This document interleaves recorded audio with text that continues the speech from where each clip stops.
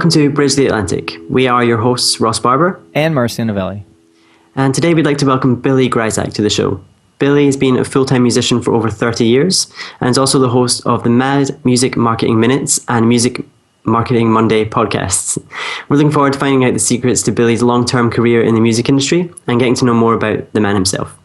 Hey, Billy, how's it going? It's going awesome. Cool. Am I supposed to say more than that? Well, actually, it's going really phenomenally well. I just had 4 or 5 gigs in 3 days. Just did a coaching call, and now I'm talking to you guys. Hey. That is awesome, Billy. We like to start off all our shows right off the bat with you telling us 3 things about yourself that everyone should know. Everybody should know about me. 1, I'm obviously devastatingly good looking. Obviously. 2, it's actually been more like 40 years in the business as a full-time musician. I took a short break to start a marketing company when I had ill health and I couldn't sing. And that marketing thing carried over into music and marketing, which is what I do today. And 3, I am a ridiculously avid Star Trek fan. Cool. Is that the same as Star Wars? Ooh, oh, yes. You don't want to go there. Yeah, I'm kidding. That was a joke. Please, it was a joke. Was it really a joke? Was it? Yes, it is. I promise. Yeah. This is what you've got to look forward to for the next half hour, Billy. I'm sorry. Seriously. I'm sorry. So, it's okay. So it's been over 40 years or so that you've been a full-time musician. Just about 40 years now, yeah. My family actually has about 100 years in the music business. My grandfather was a big band leader in Philadelphia area. My father was a semi-famous jazz musician. Played with like Dizzy Gillespie, Stan Getz. He used to do charts for Rosemary Clooney, stuff like that. Then I came along and I was like the rock guy. And then my kids and my wife all play music now, and my son does it full time. So that's about 100 years in the family business. Yeah. So that's a whole century. Cool. Yeah, about You know, can do math. Yeah, it's like 100 years. It's almost a whole century. Isn't that crazy? Almost a whole century. We're learning something new every day. Yeah. This is what this show's about. Teaching people how many years are in a century. Oh, I can hear the Canadian accent in you there then. Hey? Yeah. Hey? What's it all about? A boot, yeah. So anyway, but I'm originally from the East Coast of the United States of America, from the New Jersey area. And for the last 20 or so years, I've been living in Wisconsin in the Midwest. So, which is like the last refuge of classic rock and roll in the United States. It's pretty much all becoming kind of R&B and hip hop oriented, but we're still like, it's like the dry bread theory. It's like, you know, a piece of bread, you know, it'll get old and moldy and dry, and then the inside is still fresh, you know? So like, you know, all the hip hop and rap stuff is like all out on the East Coast and stuff, and it's kind of working its way into the Midwest, but we still got the classic rock thing going on here, so it's pretty cool. Controversial. It's true though, yeah. So it's mostly children's music that you do now. What were you doing previously? It was classic rock kind of stuff? Right. Well, I've always been, when I started with my family, you know, it was more like jazz and standards and stuff like that. And all I wanted to do, they wanted to play Girl from Ipanema, and all I wanted to do was play Smoke on the Water, you know? Mm. So when I was 16, I actually went out on my own and started my first band and hit the road. And I've played in almost every kind of band you can imagine, from real hardcore disco bands because I'm older and it was actually popular then, and then country. I played country for 10 years. I play fiddle too. I play a bunch of instruments, and that's when I started writing and recording, was when I was doing country, and then finally got an opportunity to go back to regular good old classic rock and roll, and been doing that ever since. And so I've been on the road with pretty much any kind of band you can imagine, you know, rock bands, country bands, original bands, lounge bands, concert, you know, big concert groups, tribute bands, all that stuff. And then in the last 13 years ago, I switched from playing music for adults, grown-ups, to doing music for kids and families. My son was 5 years old, and he took me to show and tell. And I was his show and tell for the day. And that's adorable. Isn't it funny? And I knew no children's songs. I mean, I went in there and I played, like, you know, songs by like Kiss and Bob Seger and stuff, you know. And the kids liked it so much that the teacher said, you know, you could do this for a living. And I said, really? And she said, yeah. So I basically went into a library and I said, hey, I want to be a kid singer. How do you do that? Do you know anybody that does it? So I kind of went around and saw what the other people were doing. And it was all like folk music. It was all these guys dressed in like, Hawaiian shirts with like shorts and like earth shoes, beards, singing about, Wheels on the Bus and stuff. And that's not me. So I figured maybe there's a niche for me there. So I decided to take my classic rock and roll and electric music to kids music. And I wrote a bunch of songs. My first CD was released in 2001. And from 6 months from the time that I went into the classroom, I was playing full time and selling CDs and never looked back. And then I sold my marketing business and been doing the kids music ever since. And then in 13 years of doing it now, I've released 28 albums, 28 CDs. Wow. Yeah, 12 of them in 1 year. What? In 2012, I took a challenge. I was inspired by Jonathan Colton, who did a song a week for a year. Yeah. And I figured I could do something like that. So I decided that I would do 12 CDs in 12 months with 12 songs each in 2012. And I did. And it was, the funny thing was that those albums were actually my biggest sellers, my biggest hits. I mean, I actually charted some stuff. I got best sellers on CD Baby. I got like an iTunes song, a hit song, and it was all from that period of time where I did the 12 albums in 12 months. I was worried that I would write myself out and I would start sucking, but apparently I got better as I went along, and it just worked out really well. It's funny. Yeah, what do you attribute that to? Do you think that is because you were just constantly out there?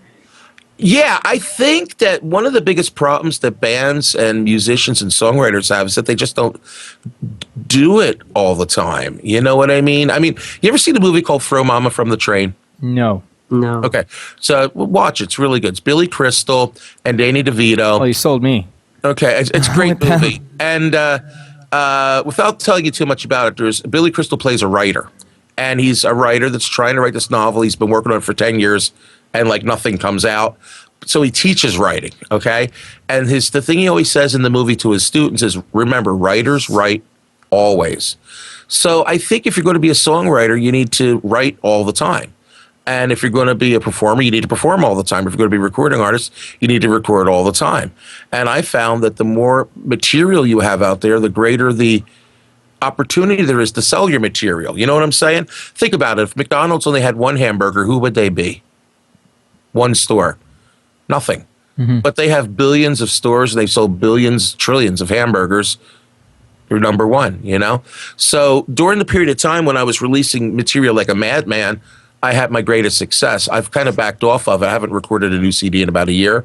And actually all my sales are kind of way down. So it's probably time for me to start releasing some new music. No, it's really interesting because, I've always lived kind of by the idea of quality over quantity, like less is more. But in today's kind of you mentioned McDonald's, I call it fast food society where people constantly want something. I think you need to be innovative in how to keep people's attention, right? Whether you release, a record a month for a whole year, which is crazy. I don't know if I could do that. Yeah, it sort of almost kind of killed me, but that's another story. But or you just keep kind of content coming. But I think people need to think outside the box, which is why we have you on the show here to help shed some light on that. I'm so far out of the box, man. You can't even find the box when I'm in the band. What box? Exactly. But that's the thing, though. It's like you constantly have to kind of find new things to do and always be out there. I mean, you don't have to do a song a week or an album a month, but I don't. First of all, let's get real. There's no such thing as perfection. All right. There's what's perfection today is not perfection tomorrow. All right. So you don't go after perfection. What you really need to go after, and this is controversial in itself, but I'm going to tell you right now, what you need to be in search of is good enough. But the trick is your good enough has to be better than everybody else's perfection. You see, that's the trick. But when it's done and you get it out. The biggest reason people fail is they're not, Seth Godin calls it shipping, shipping products, they're not constantly shipping new products. You know what I'm saying? And the truth of the matter is, like my audience, for instance, most of the people that listen to like Mr. Billy stuff, they're listening to it still on CD. So I know I can still make CDs. And they're listening to it in the minivan because that's where they play music for the kids to keep them occupied while they're driving. But after about 1 or 2 or 3 months of the same CD, the parents want to kill themselves. So they're always asking for, I get requests all the time, Mr. Billy, please make a new CD. Please. Please make a new CD. Or I get the funniest emails. You want some funny stories? I get or people come to the shows and say, we love you, Mr. Billy. We really love you, but we had to hide the CD. We had to hide it because every time we got in the car, we had to hear that stupid dinosaur song over and over and over again. So it's important that you're always giving your fans something new. And keeping them interested, and also listening to them because you need to know what they want. Not necessarily you have to just give them everything they want all the time, but be aware of what they're interested in. You know what I mean? You might find that the music you're making might not be connecting with the people that you want to reach. So maybe it's a good idea to know what they're into. Also, your audience might not buy CDs anymore, so maybe you shouldn't make CDs. Maybe you should just stream music. Maybe your audience doesn't go out to see live concerts. Maybe you need to be doing concert window shows.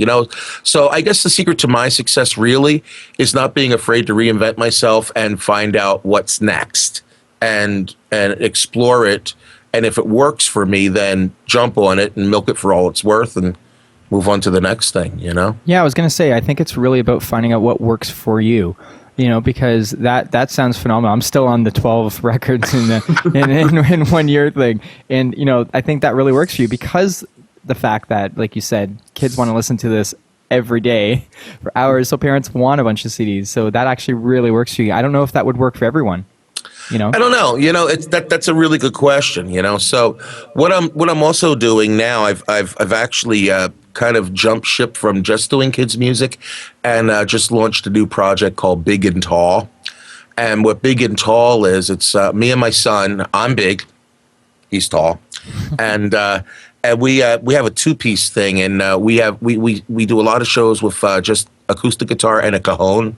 That box that drummers beat on. Yes. And then some shows we do with like a full rig with Marshall amps and everything. And it sounds like a whole band, but it's actually still the two of us. We don't pre-record anything or do loops or anything, but I've got like guitar synthesizers and different gizmos so I could play like bass lines and lead parts at the same time. And I run like the bass through a bass amp over there, and I run my guitar through my Marshalls over here, and it's just really cool. So it's kind of a different thing, and we're recording music for that now, and we're doing shows with that. Because what's happened with the children's music scene, at least where I live, it's become seasonal.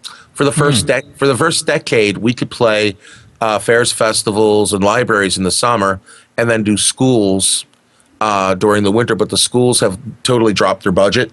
So we lost about like 60-70% of our income in the last couple of years. So we had to kind of reinvent ourselves to, keep the thing going. Plus, as you know, I'm also the music marketing mind. Oh, segue. Thank you for that. It's almost like you're in our heads. Yeah. Because we want to talk to you about your podcasts. Sure. Because obviously you do the Mad Music Marketing Minutes, which was the first podcast I was ever on. So thank you for introducing me to the world of podcasting. And look at you now. What have you done? I know. So that was the first one I was on, but you've also got the Music Marketing Monday podcast with Bob Baker. With the godfather of music marketing, Bob Baker. Yeah, my hero. Yeah, it's really cool. It's really cool to like actually meet one of your idols and hit it off and become friends. I wish I could do that with everybody. Eddie, are you out there? Mr. Van Halen, are you out there? Let's be buddies. Is he on Twitter? Because we will tweet him a link to this episode. Yeah, you never know. We actually will. He's not kidding. That's cool. Yeah, I do that all the time. That's exactly. I'm fearless when it comes to tweeting or calling or emailing anybody. I'll just lose nothing. What's the worst? The worst thing. The worst thing will happen is they'll ignore you. Yeah. The best thing that'll happen is they'll say no, which means they actually thought about it. Think about that. And they know. And the greatest thing is, boom! The next thing you're doing a podcast with them.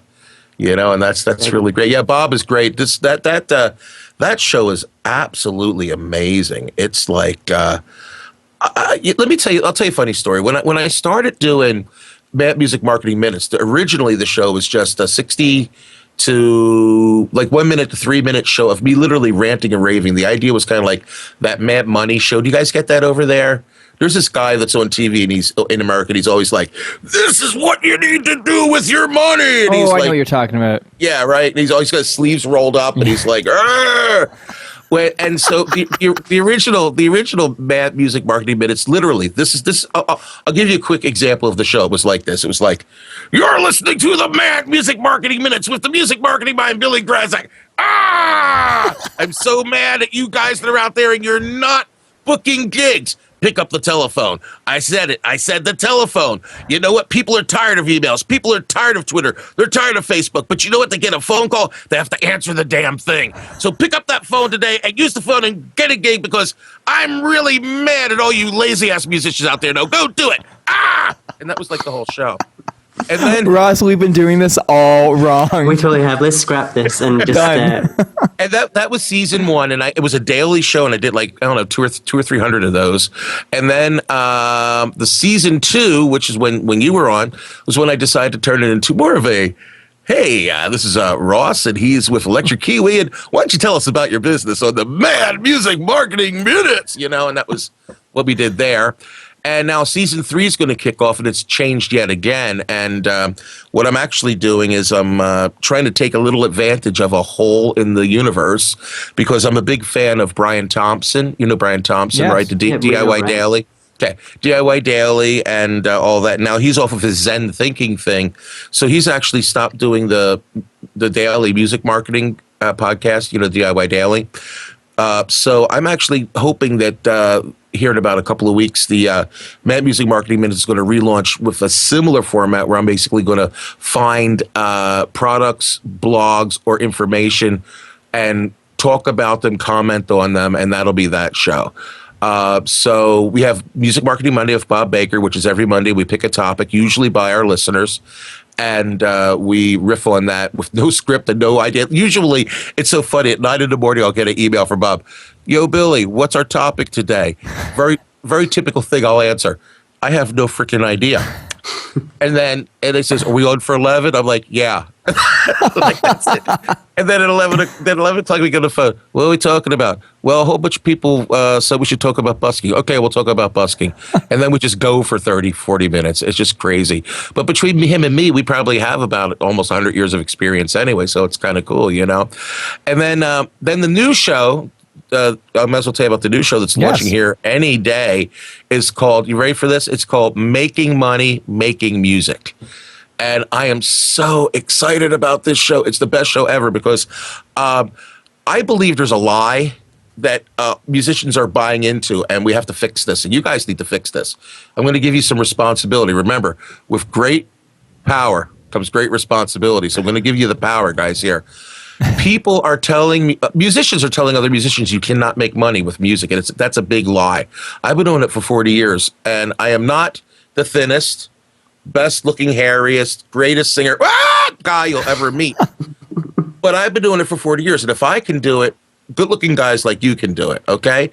The thing is, people have been brainwashed that you can't sell music, you can't book gigs, you can't make a living, and that's a bunch of bull. You certainly can. So what I've been doing for the last 6 months, I've been finding people that are out there making a living playing. Not people with record deals, not people with Grammy Awards, not people with born into the, that were born in Apple Studios, Paul McCartney's grandkids, whatever. It's just people that are out there making a living playing music. And I have already interviewed like 20 or 30 people right off the bat. And they're doing it. They're making a living at all different levels, but they're paying their bills. They're sending their kids to college. They're, doing whatever it is they do, and they're doing it with their musical talent. And so the premise of the show is I find either a musician or sometimes an industry person that works with musicians, and we talk about how it happens. How do you go out and make music? Can you make music? And most importantly, like, how do you book bands? Like, I actually get them and I say, tell me specifically, how do you get your gigs? Are you picking up the phone? Are you doing emails? Tell us. And we close each show with, you're going to love this one, the Music Career Catastrophe Challenge. Would you like to hear about it? Yes. Oh yeah, definitely. Okay, the Music Career Catastrophe Challenge. I don't have it in front of me, but I'll try to do it. Okay, the Music Career Catastrophe Challenge. Imagine your band has broken up. Your record label has dropped you. Your agent has quit the business. The music store where you were giving lessons has decided not to give lessons anymore. All your email and social media accounts have been hacked and have been deleted, and you've been forced to move. Oh my God, panic attack. This sounds like the end of the world. I know. And you've been forced to move to an area where no one has ever heard of you before. Now, the good news, you still have all your talent and all your equipment, and you have enough money to get you through the end of the month and transportation. What do you do in the next 4 weeks? Oh, Marcio, go. my What? God. Marcio, what would you do? Oh Me? my God. No, I want to find out what Marcio would do. Dude, I asked the questions, but okay, fine. So what do I do? All right, so I'm living in a new area, and I have my gear, and I have money for a month. Okay, the first thing that I would do immediately is I would find a place where I can get free internet because I have my equipment, so I can take my laptop to the library or whatever, and I would establish a new email address through Gmail. I'd set up a Gmail calendar, and I would probably set up some type of Facebook account or something for a project. And I would probably do 2 projects. I would probably start up some type of consulting thing, whether it's for music or other, because I could go both ways. I used to do just regular business consulting. And I would set up a band thing, and then I would find a way to print out some cheap business cards with this little bit of money I have, maybe use like free business cards from Vistaprint or something like that. And then I would go and I would start walking into every place I can that would conceivably consider having music. And that doesn't just mean music venues. This means pizza parlors, coffee shops, libraries, clothing stores, Harley Davidson places, anybody where they would just kind of let me come in and play for tips or for free, or just ask them for a paying job. And I would start rebuilding my career in that fashion. And the most important thing is I would go to open mics, as many as I could, to start networking with all the musicians in the area that I have not met yet, both to find musicians to play with and to offer them my services as an expert in the music marketing industry. I would think about after 4 weeks of doing that, I would have enough money to survive, and I would probably 6 to 12 months from then be right where I am now. Ta-da! Wow. Well, on to my next question, Billy. This is. And by the way, nobody's ever asked me to answer my own questions, so that was really awesome. We World went on, exclusive flipped right here. it. We flipped the game. That's what we did. Well, it's amazing you said that, because I wanted you to offer some advice to aspiring musicians who are just starting out and they want to be able to make a living off their music like you do, and or anyone who is interested in getting into podcasting. All right. First off, if you're an aspiring musician and you want to play music for a living, like it or well, there's two kinds of musicians, and neither one is bad. Okay, because the first one's going to sound like I'm being kind of saying this is bad, but it's not. All right. There's what I call selfish musicians, and then there's musicians that are I haven't come up with a word for them yet, but the ones that have a better opportunity at making money. And what I mean by that is, if you feel like you have to go down a certain road and play stuff that only you like, there's nothing wrong with that. Okay? If there's no market for what you do, there's absolutely nothing wrong with that, but don't bitch or complain if nobody's going to hire you. All right? Then there's the people that are going to look at and figure out, who do I want to play for? Do I want to play for an audience comprised mostly of girls? This is important. Do I want to play for guys? Do I want to play hard rock? Do I want to play reggae? You know, what do I want to do? And then you need to find that group. So if you're what I call like more of the selfish is probably a bad word, but if you're more of a internal musician, I guess, you're going to have to create a crowd and a following that's going to be willing to come to your shows and buy your music, because it doesn't exist, or it's going to be harder to find. Or you could tap in to an audience that already exists that's predisposed to like your music. Does that make sense? Sure. Okay. I used to think, back when several years ago when I first started doing the music marketing thing, the first question I would ask people to really dig into was, before you start go down this road, you need to find out whether or not you suck. And I've changed my opinion on this, and I'll explain. Because one of the things I thought was really bad about almost all music marketing gurus and books and courses and everything is they all work under the assumption that you are worth listening to. You know what I'm saying? True, like true. if you go to like CD Baby or TuneCore, whatever, it says your music deserves to be heard. Not Really? always. let me play my new song for you. You know what I mean? Whatever. Even great songwriters write bad songs. So. I know, but I've recently changed my opinion on this, and I'll tell you why. I believe you could actually be pretty bad, but if you have conviction and passion, and you're willing to find other people that really dig your really badness, you could be successful. I mean, now, this is no way am I saying, I hope I'm not offending anybody, but I probably will, but I just have 2 words for you, Bob Dylan. Okay? I'm so glad you said that, Billy. That was on the tip of my tongue, and I'm like, should I? I don't know if I should, but I didn't. You did. I did, you know. So you didn't have to. I didn't say anything. I could take the heat for you, you know? And I mean, Bob might be one of the greatest songwriters in the world, but I have no idea. I can understand a word he says, you know? We even have a song, my new band, Big and Tall, we have a song that we do. It's our most popular song, original. It's called Sing Along with Bob. And it goes like, sing along with Bob, sing along with Bob. Everybody knows the words. Sing along with Bob, sing along with Bob. Bob loves singing. That's his job. They go, here we go, here we go, here we go. And the chorus comes and they go, and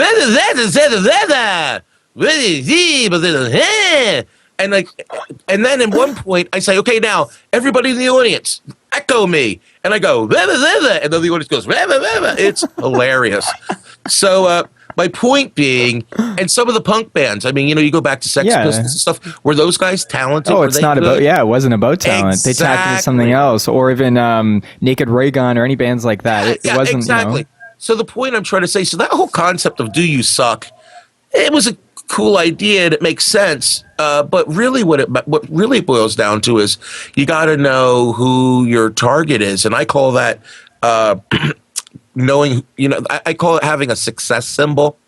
In fact, I'm getting ready to launch my first music marketing product, and it's called the Success Symbol System. And it's really about no matter what you do, no matter how good or bad you are, once you know exactly who's going to be listening to it, you can figure out a marketing plan based on that. You know, so I think I've kind of digressed a little bit off the original question. No, that's great. No, I just wanted to know that. But my main thing is, again, find whoever it is that's going to dig what you're doing. Do you find that applies to podcasts as well? Oh my gosh, yes. I mean, and podcasts. Oh, by the way, if you want to get into podcasting, there's the simplest way. I don't know what you guys are doing, but like if somebody wants to dabble, I don't know what we're doing either. Yeah, but like let me tell you how I got into podcasting. Okay, for stars, I'm a huge fan of the old CD Baby DIY Musicians podcast. Yeah, I love that too. I listened to the very first episode, and I was kind of like an informal like participant in it. I don't know if you ever heard. Remember, you know, Bolton, the Bolt. Yeah, Chris. Did you ever? Chris Bolt. Did you ever hear the episode where he gets a theme song? No, It's called Bolton. Go back and listen to Bolton Gets a Theme Song, okay? And that was me. And what I did was, this is one of the ways I reach out to people. I was a real devout follower of the show, so one day they were saying about the Bolt. So I sat down, I wrote and I recorded this song on my iPad or my laptop, I can't remember.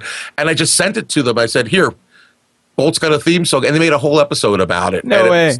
Yeah, you know? That's awesome. So anyway, but how I got into podcasting was I got this, I had my iPhone and I got an app called Spreaker.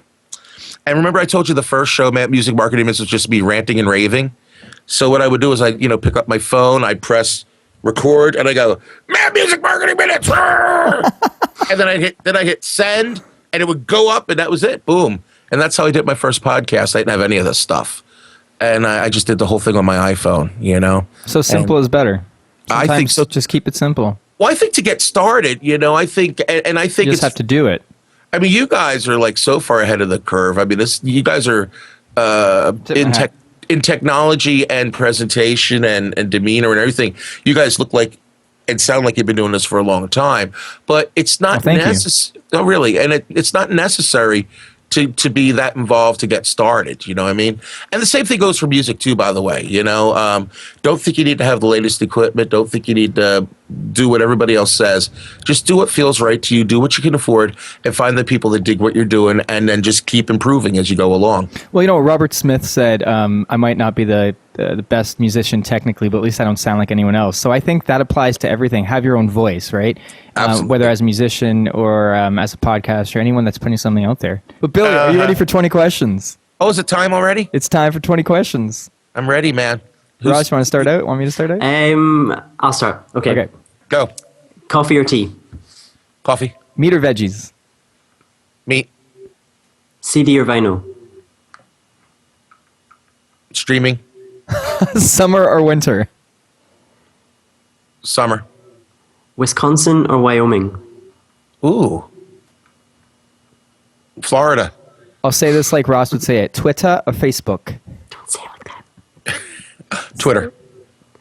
The Walking Dead or American Horror Story? Walking Dead. Okay. Star Trek. That is very decisive. Star Trek or Star Wars? Star Trek. Indie or major? Indie. Guitar or vocals? Guitar. Spock or Kirk? Spock. Mac or PC? Mac.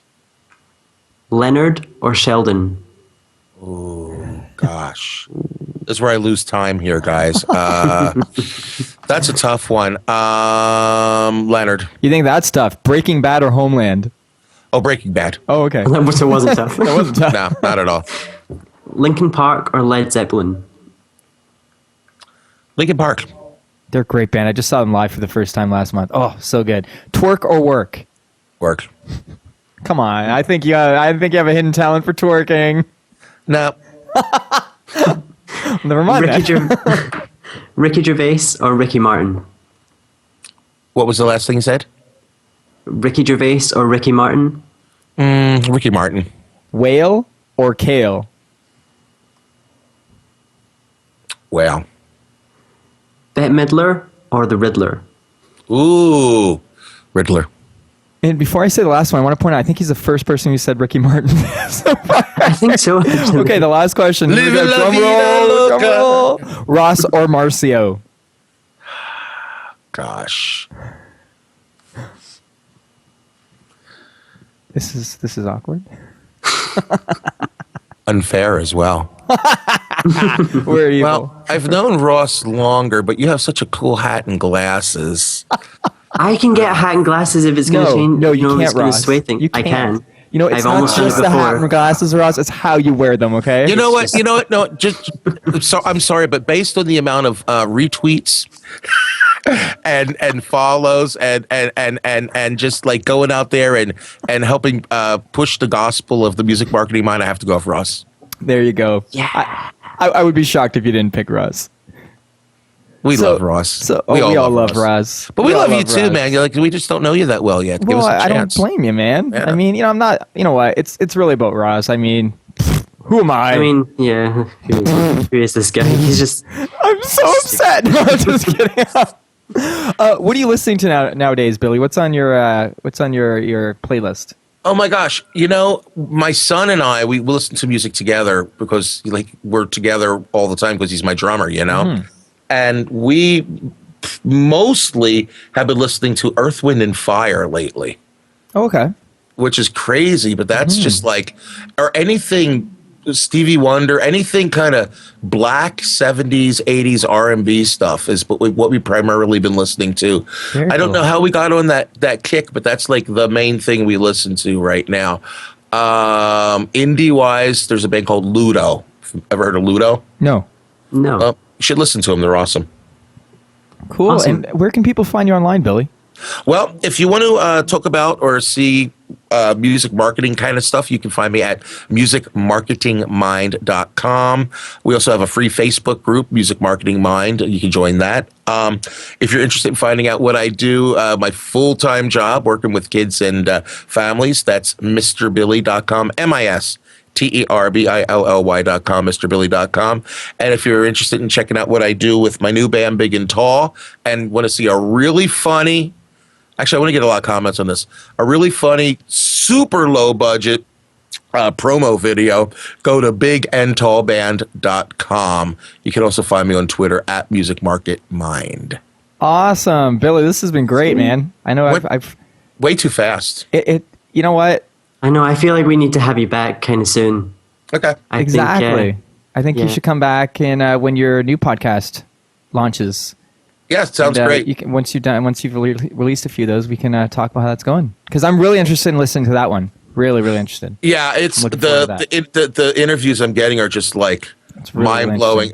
You know, the one thing I do want to say before I go, and this was the point I was going to make earlier, and I forgot. You know, one of the main reasons I got into the podcasting thing, honestly, was because I wanted to keep myself on track. And I wanted to learn things. And I actually use my podcast shows as kind of accountability engines because if I'm going out there and telling people they should do this, that, and the other thing, a lot of times after a show, if Bob will go, oh, crap, I better fix my website today. You know, I just told them that they should have this link. And then on the Making Money, Making Music show, I've already gotten about 5 or 6 ideas to like get better gigs and make more money myself. So I'm totally excited about this. So and I want to be everybody's friend. So you know, check me out, like my stuff, whatever. And if there's anything I can do for you two guys, all you gotta do is let me know. Awesome. We will definitely be taking you up on that. My pleasure. Thanks so much, man. Seriously, come back very soon. And it's been a pleasure. Okay, guys. Thanks, Billy. See ya. Thanks for watching Bridge the Atlantic. If you like what you saw, make sure to like, favorite, and most importantly, subscribe so that you don't miss each week's episode. Click on the videos above us if you'd like to see more, and please feel free to leave us a comment letting us know what you think of the show. Follow us on Twitter, Instagram, and Facebook, and subscribe to us on iTunes so that you can listen to us on the go. Thanks again for being awesome, and we'll see you on next week's episode.